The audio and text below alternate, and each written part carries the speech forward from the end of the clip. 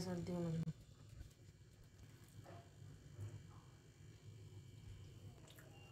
ভালো আছে।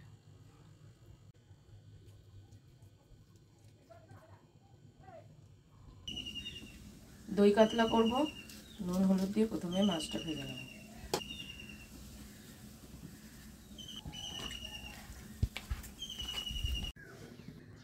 মাছটা ভেজে নেব।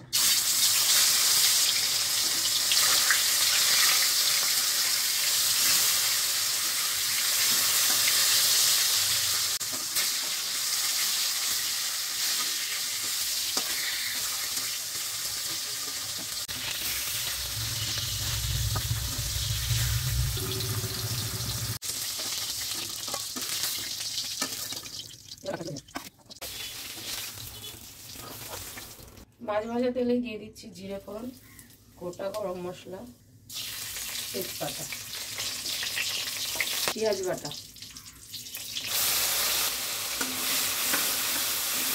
পেঁয়াজটা ব্রাউন করে নেব।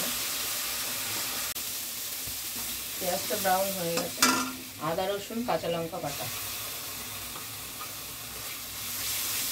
কষে নেবো 1 মিনিট। মশলাটা হয়ে গেছে কষানো, এরকম লাগছে কারণ আমি তেল অনেক কম দিয়ে রান্না করছি। দিচ্ছি টমেটো, এটার সঙ্গে একটু চিনি দেবো। একটু চিনিটা দিলাম, এতে তরকারি মিষ্টি হবে না, ব্যালেন্স হয়ে যাবে স্বাদটা। টমেটো দেওয়ার পরে দিচ্ছি নুন, হলুদ, জিরে আর ধনে গুঁড়ো।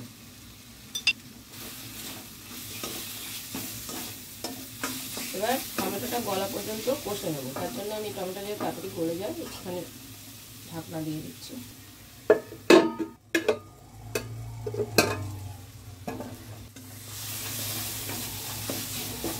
টমেটোটা গলে গেছে,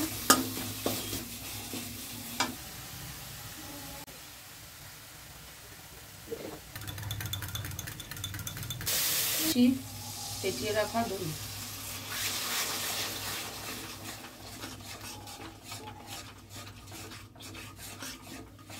পরে আর 1 মিনিট মতো কষে নেব। মশলাটা কষানোর জন্য একটু ঢেকে রেখেছিলাম। মশলাটা পুরোপুরি রেডি, এবার দিয়ে দেবো হচ্ছে আমি গরম জল।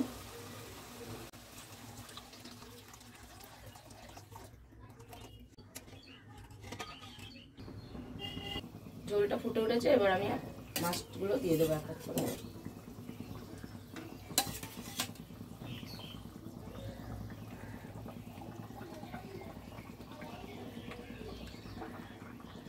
দিয়ে 5 মিনিট মতন ফোটাবো মিডিয়াম টু লো হিটে, একটু ঢাকনা দিয়ে, যাতে মাছগুলো সুন্দরভাবে সেদ্ধ হয়ে যায়। উল্টাবো।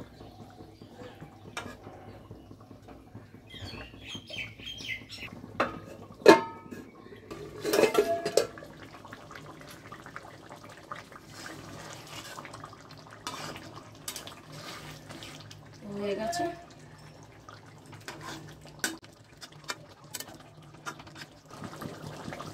এবার একটুখানি দিয়ে দিচ্ছি গুঁড়ো গরম মশলা, বাড়িতে তৈরি করা, ধনে পাতা।